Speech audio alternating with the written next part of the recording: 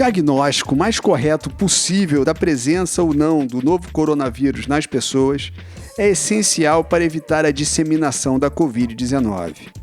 Como é feito esse diagnóstico? Diagnóstico é algo que o médico tem como atribuição fazer, que é chegar a uma conclusão daquilo que está acometendo o paciente, ou seja, qual a doença que aquele paciente tem naquele momento. Eu gosto de dizer que um diagnóstico é como um médico montando um quebra-cabeça. Ele vai juntar as peças para ter uma noção de que imagem está ali para dizer o que ele está vendo. De onde vêm essas peças? Uma parte delas são as queixas do paciente, aquilo que ele refere que está tendo de sintomas, de problemas. A outra parte das peças, o médico junta da onde? Ao examinar o paciente. E tem uma terceira parte de peças, que são os potenciais exames que o médico eventualmente vai fazer para aquele caso. Se o diagnóstico é juntar as peças de um quebra-cabeça, como é que isso fica no contexto do coronavírus? Essa é uma doença que no começo a gente não tinha todas as peças do quebra-cabeça, a gente não sabia todos os sintomas que ela poderia causar, e uma parte desses sintomas é muito semelhante, se não até igual,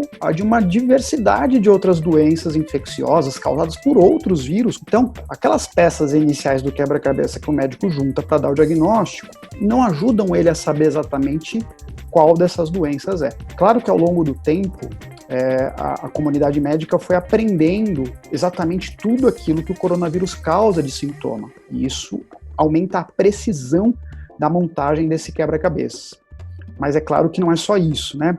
É muito importante no coronavírus o uso de algum teste para eu ter certeza que é de fato coronavírus que está acometendo aquele paciente naquele momento. Quais são os testes de Covid-19 disponíveis no mercado e qual deles é o mais confiável?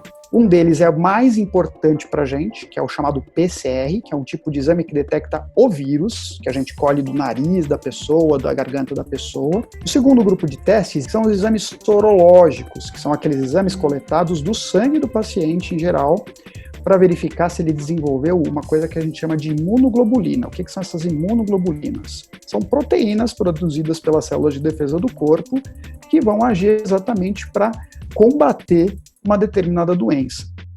O problema desses testes sorológicos é que muitas vezes eles só ficam positivos dias depois, às vezes até semanas depois da fase inicial da doença, e como eles são muito mais imprecisos do que a detecção do próprio vírus, pode ser que o exame venha positivo e você não teve a doença e você se sinta imunizado, talvez você não esteja, te gerando uma falsa sensação de segurança, e podem vir negativos em alguém que teve a doença. Isso gera muita confusão. Então, os exames sorológicos, nesse ponto, eles são menos importantes por serem mais imprecisos. Já a PCR, que detecta o vírus, é mais importante por ser mais precisa. Para a Organização Mundial da Saúde, a testagem em grande escala da população é fundamental para combater a pandemia de Covid-19. O coronavírus impacta na vida daquela pessoa e na vida da sociedade diante de uma pandemia. Para aquela pessoa, ela precisa ter uma certeza maior que ela tem o coronavírus, porque ela vai se isolar, ela vai ter que conversar com seus familiares sobre como se comportar, sobre como acompanhar seus próprios sintomas, se eles desenvolvem algo ou não.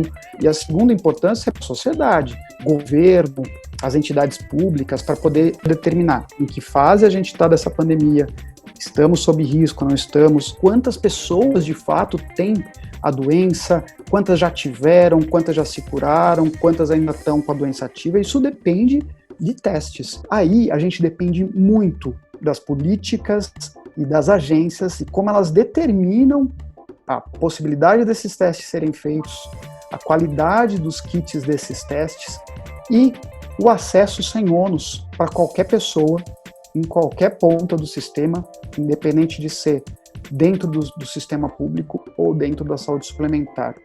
O que significa imunidade de rebanho? Vamos imaginar que eu tenho 100 pessoas e que tudo começa com uma primeira que se infecta. À medida que ela vai passando a infecção para as demais pessoas, chega um ponto que tem tanta gente com a doença ou que já teve a doença que o vírus não consegue mais circular. Isso é chamado de imunidade de rebanho. Quando a gente está falando de uma doença infecciosa que não tem grandes repercussões, não tem grandes problemas, por exemplo, aquilo que causa o resfriado comum, não tem grandes problemas se atingir essa imunidade de rebanho. Agora, quando a gente está falando da Covid-19, estou falando de uma doença que Eu tentar atingir a imunidade de rebanho significa encerrar o ciclo da doença a custo de muitas vidas. A gente não quer que isso aconteça. Agora, na pandemia da Covid-19, por isso a imunidade de rebanho, ela se torna algo que é indiscutivelmente negativo.